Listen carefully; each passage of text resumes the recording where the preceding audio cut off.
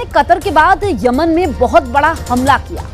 Israel के जंगी जेटों ने Houthi लड़ाकों के सैन्य मुख्यालय पर मिसाइलों की बौछार कर दी। इजरायल के हमले में 35 लोगों की मौत हो गई है। इस बीच प्रेसिडेंट ट्रंप ने फोन कॉल पर पीएम नेतन्याहू से कतर पर दोबारा हमला न करने की चेतावनी दे दी है। वहीं इजरायल के ताबड़तोड़ हमलों से तुर्की ने युद्ध की तैयारी शुरू कर दी है। एर्दोआन ने जंगी जेट से युद्ध का ट्रेलर दिखा दिया है।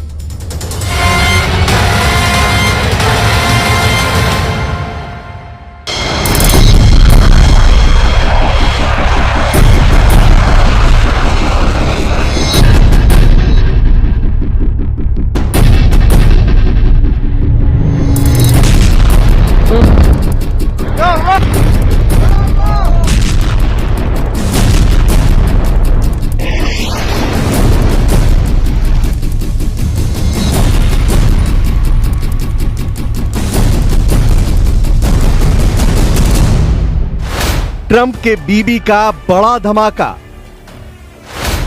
कतर के बाद यमन में तहलका, नेतन्याहू के निशाने पर एर्दोआन, दोहा के बाद सना, एक जैसा बारूदी वॉर जोन, बमों की बरसात, मिसाइलों की बौछार, धमाके ही धमाके, तबाही ही तबाही।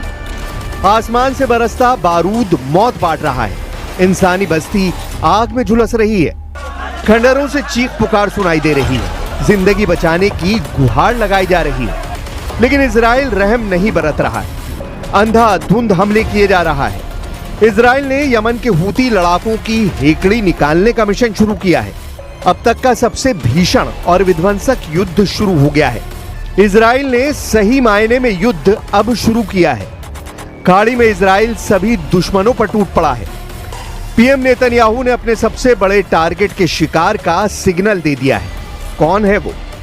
क्यों ट्रंप के बीबी का फर्स्ट और लास्ट टारगेट बने हैं वो? जानने से पहले देखिए यमन के सना से आई सन्न कर देने वाली जानकारी। इजराइल ने हूती के वॉर हेडक्वार्टर को जलाकर राख कर दिया है। हूती सैन्य मुख्यालय को निशाना बनाकर किए गए हमले में 35 लोगों की मौत और करीब 131 लोगों के घायल होने की खबर है। इजराइल ने 3 सितंबर को हुए क्लस्टर मिसाइल अटैक का बदला लेने के लिए हूती के गढ़ में बारूद बरसाया है। 3 सितंबर को हूती लड़ाकों ने फिलिस्तीन 2 और जुल्फिकार मिसाइल से तेल अवीव में धमाके किए थे। मिसाइल हमलों के बाद हूती मिलिट्री प्रवक्ता ने यह कहकर शेखी भगारी थी, नफदत अल-कुव्वत अस-सारुखिया फी अल-कुव्वत अल-मुसल्लहत अल-यमनिया عملية عسكرية نوعية ومزدوجة، وذلك بصاروخين باليستيين، أحدهما نوع فلسطين 2 الانشطاري ذي الرؤوس المتعددة يستخدم للمرة الثانية، والآخر نوع ذي الفقار.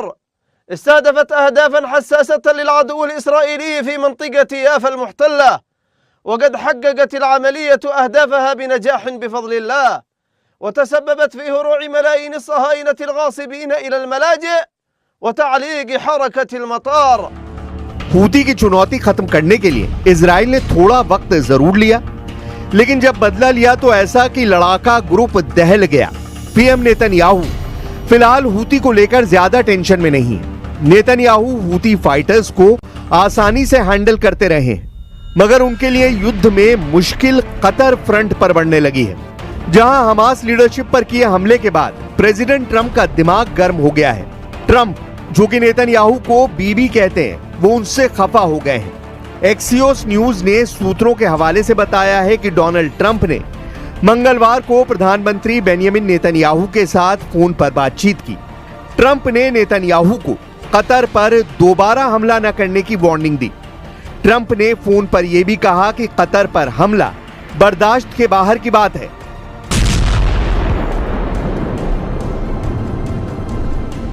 लेकिन इसके बाद भी बीबी यानी नेतन्याहू का मिशन ऑन है। नेतन्याहू रुकने वाले नहीं हैं। उन्होंने ट्रंप की चेतावनी के बाद जो दावा किया है वो भी सुन लीजिए।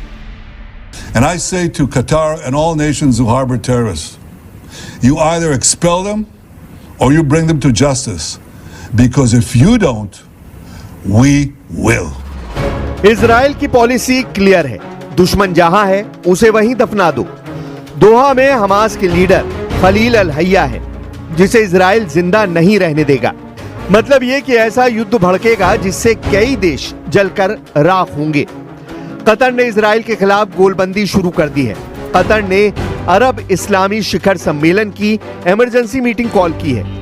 इजराइल से आर पार का फैसला जल्द होगा। फैसले में अरब वर्ल्ड के स्वयंभू खलीफा भी शामिल हो सकते हैं, क्योंकि इजराइल के सबसे बड़े टारगेट कोई और नहीं, तुर्की के राष्ट्रपति अर्दवान है। कतर पर हुए हमले के बाद तुर्की एक्शन में आ गया है। तुर्की सेना के लड़ाकू विमानों ने दियारबाकिर और माल्टिया हवाई अड्डों से उड़ान भरी है। अर्दवान ने तुर्की की सभी सेनाएं हमले के बाद से अलर्ट पर कर दी हैं। तुर्की एयरफोर्स दिन रात जंगी जेट से हवाई इलाके में गश्त कर रही है। तुर्की ने सीरिया और इराक सरहद पर सबसे ज्यादा निगरानी बढ़ाई है।